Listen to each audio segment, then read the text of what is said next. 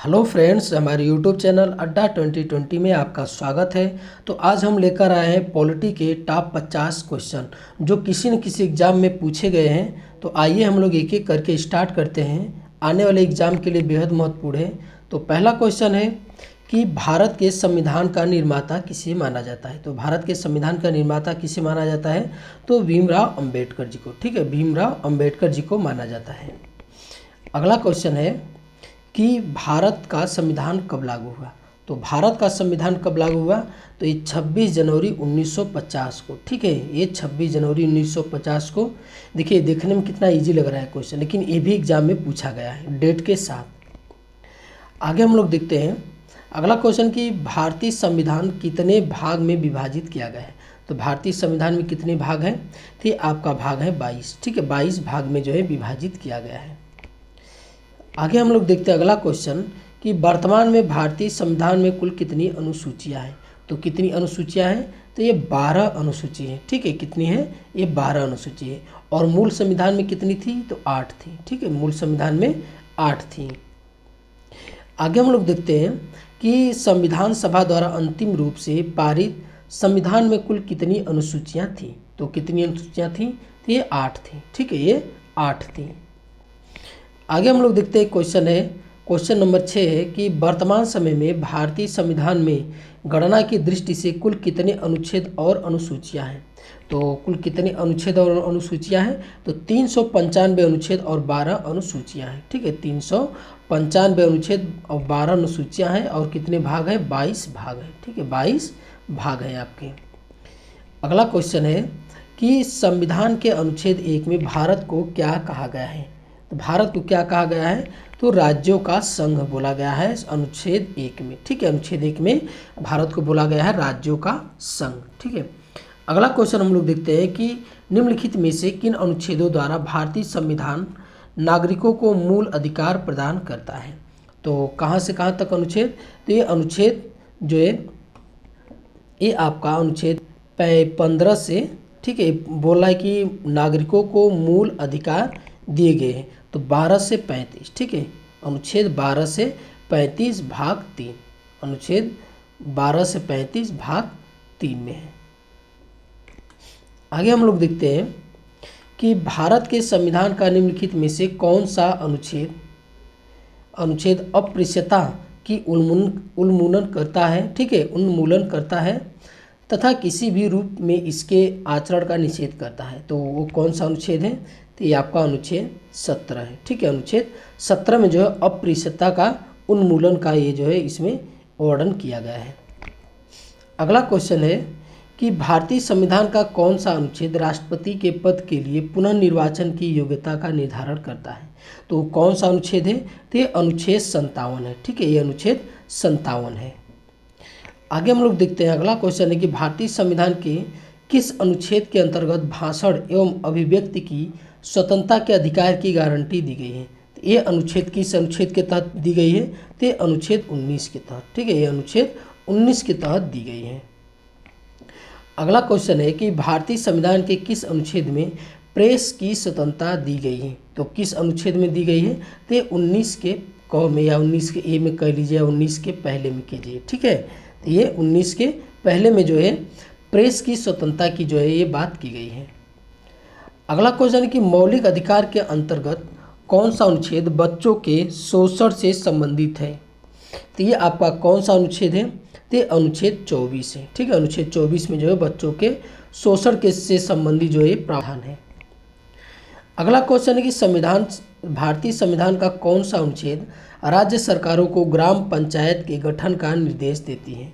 तो कौन सा है अनुच्छेद, तो ये अनुच्छेद 40 है। ठीक है, अनुच्छेद 40 में जो है राज्य सरकारों को जो है ग्राम पंचायत के गठन का निर्देश देता है। अगला क्वेश्चन कि भारत के संविधान के कौन से अनुच्छेद में भारत के राष्ट्रपति पर जो है महाभियोग के प्रावधान किया गया है। तो किस अनुच्छेद में जो है महाभियोग का प्रावधान किया गया है राष्ट्रपति पर, तो ये अनुच्छेद 61। ठीक है, ये अनुच्छेद 61 में जो है राष्ट्रपति पर महाभियोग का जो है ये प्रावधान किया गया है। अगला क्वेश्चन है कि संविधान का कौन सा अनुच्छेद मंत्रिपरिषद के गठन के बारे में आधारभूत नियम निर्धारित करता है। तो ये कौन सा अनुच्छेद है?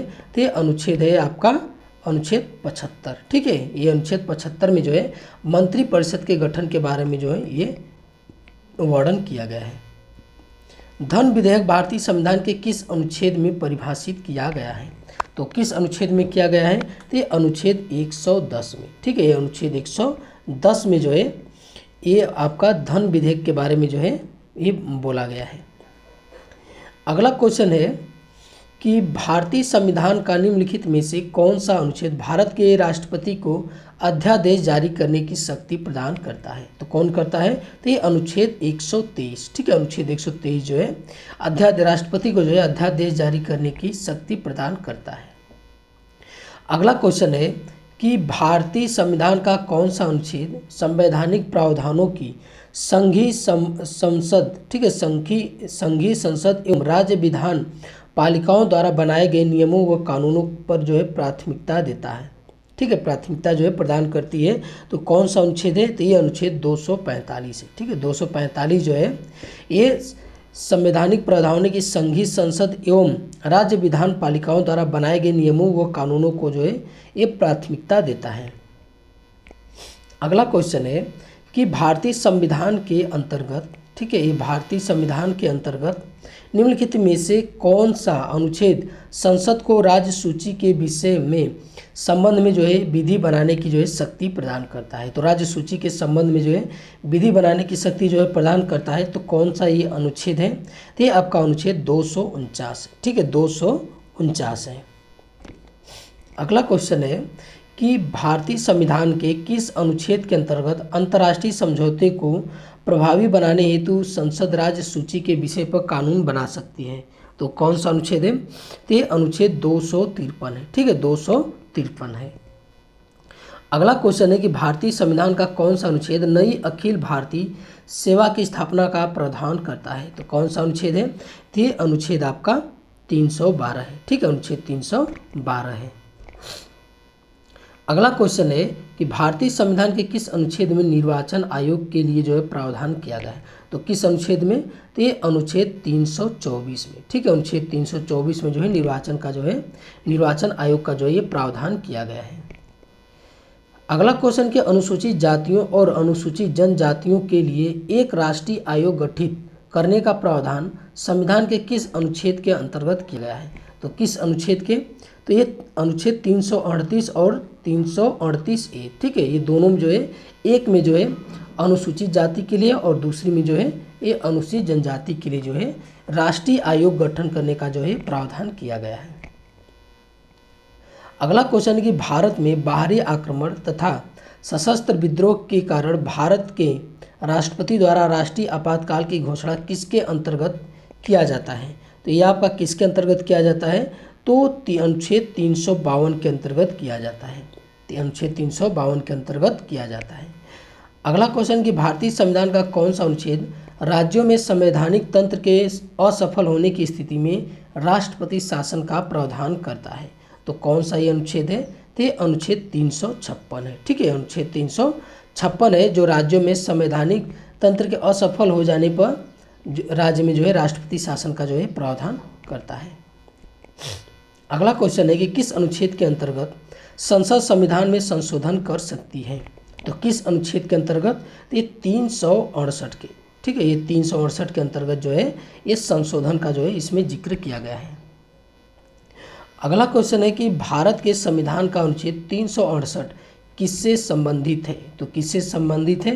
तो ये आपका संविधान का संशोधन करने की भारत की संसद की शक्ति। ठीक है, भारत के जो संविधान संशोधन करने की शक्ति है ये किसके पास है? भारत की संसद के पास। हाल ही में हटाया गया अनुच्छेद 370 भारत के किस राज्य से संबंधित है? तो किस राज्य से संबंधित है? तो ये जम्मू कश्मीर से। ठीक है, ये जम्मू कश्मीर से संबंधित है। अगला क्वेश्चन कि भारत के संविधान का अनुच्छेद 371 का ए किसे असाधारण विशेषाधिकार प्रदान करता है? तो ये किसे आपका प्रदान करता है? तो ये आपका प्रदान करता है नागालैंड को। ठीक है, नागालैंड को जो है 371A के तहत जो है असाधारण विशेषाधिकार प्राप्त है।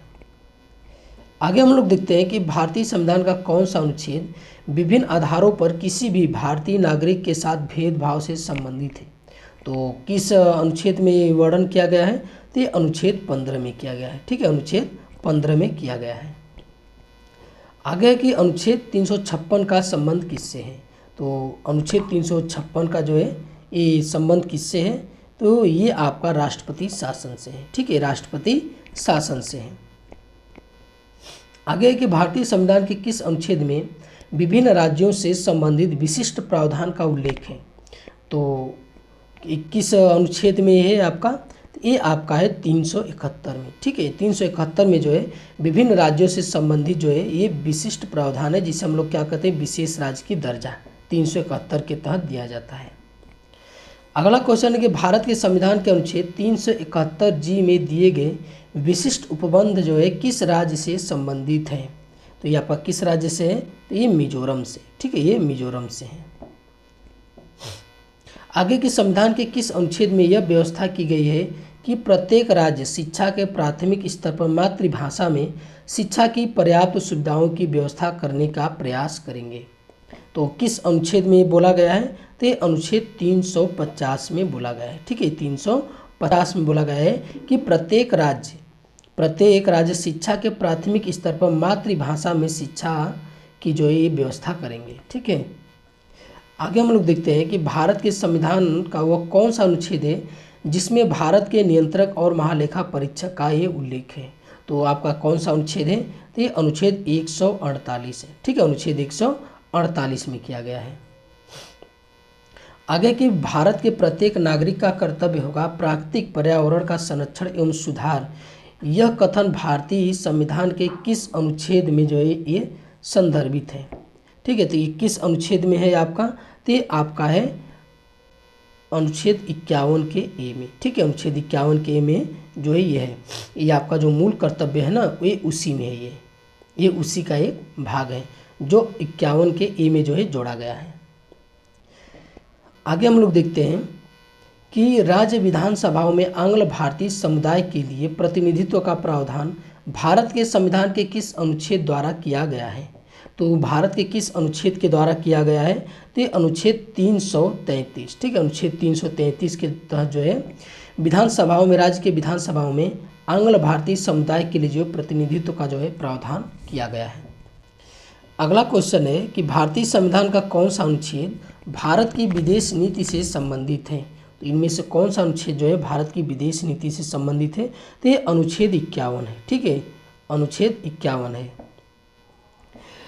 आगे है कि निम्नलिखित में से भारतीय संविधान के किस अनुच्छेद का उपयोग अभी तक नहीं किया गया है? तो किस अनुच्छेद का? तो ये अनुच्छेद 360। ठीक है, इसका उपयोग नहीं किया। इसमें क्या है? ये वित्तीय आपात का जो है ये उपबंध किया गया है। ठीक है, इसमें जो है वित्तीय आपात, और अभी तक भारत में वित्तीय आपात नहीं लगा है एक बार भी। भारतीय संविधान के किस अनुच्छेद में नए राज्य के प्रवेश या स्थापना का प्रावधान किया गया है? तो किस अनुच्छेद में किया गया है? तो अनुच्छेद 2 में बोला गया है। ठीक है, नए राज्य के प्रवेश और स्थापना का जो प्रावधान अनुच्छेद 2 में बोला गया है। अगला क्वेश्चन है कि डॉक्टर अंबेडकर के अनुसार कौन सा अनुच्छेद भारतीय संविधान का सबसे महत्वपूर्ण अनुच्छेद है? तो आपका कौन सा है?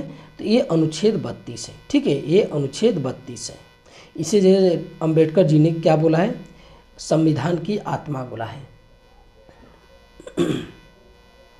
अगला क्वेश्चन है कि किसी राज्य में विधान परिषद की स्थापना और समाप्ति का प्रावधान किस अनुच्छेद में किया गया है?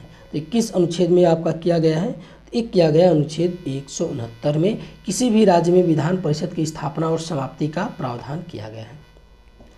अगला क्वेश्चन कि भारतीय संविधान के किस अनुच्छेद में अनुसूचित जातियों और अनुसूचित जनजातियों के लिए आरक्षण का प्रावधान किया गया है?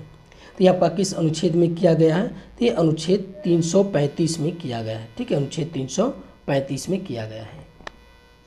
आगे कि भारत के संविधान का निम्नलिखित में से कौन सा अनुच्छेद समान नागरिक संहिता से संबंधित है? तो कौन सा अनुच्छेद? तो ये अनुच्छेद 44 है। ठीक है, अनुच्छेद 44 है। अगला क्वेश्चन कि संपूर्ण भारत के भूभाग में मुक्त रूप से आवागमन करने का अधिकार भारतीय संविधान के किस अनुच्छेद के अंतर्गत मौलिक अधिकार है? तो किस अनुच्छेद के तहत है? तो ये आपका है अनुच्छेद 19 में। ठीक है, अनुच्छेद 19 में बोला गया है कि हम भारत के किसी भी भूभाग पर स्वतंत्रतापूर्वक आवागमन कर सकते हैं। आ जा सकते हैं हम लोग। अगला क्वेश्चन है कि भारतीय संविधान का कौन सा अनुच्छेद सभी नागरिकों के लिए समान न्याय और मुक्त कानूनी सहायता को प्रोत्साहित करता है? तो ये आपका कौन सा अनुच्छेद है? तो ये अनुच्छेद है 39 का ए। ठीक है, 39 का ए जो है ये निःशुल्क न्याय की व्यवस्था की जो ये प्रावधान करता है। अगला क्वेश्चन कि भारत के संविधान का कौन सा अनुच्छेद भारत में एक नए राज्य के गठन के लिए दिया गया है? तो कौन सा अनुच्छेद है? तो ये आपका है अनुच्छेद 3। ठीक है, अनुच्छेद 3 जो है भारत में जो है एक नए राज्य के गठन का जो इसमें जो है प्रावधान किया गया है। अगला क्वेश्चन है कि भारतीय संविधान का कौन सा अनुच्छेद धर्म, वंश, जाति, लिंग, जन्म स्थान के आधार पर भेदभाव पर रोक लगाती है? तो कौन सा अनुच्छेद है? तो ये अनुच्छेद 15 है आपका। ठीक है, अनुच्छेद 15 है। आगे हम लोग देखते हैं कि भारतीय संविधान के किस अनुच्छेद में जनसंख्या के किसी समूह में बोली जाने वाली भाषा को लेकर विशेष प्रावधान किए गए हैं? तो आपका किस अनुच्छेद में किए गए? तो ये अनुच्छेद 347 में। ठीक है, अनुच्छेद 347 में।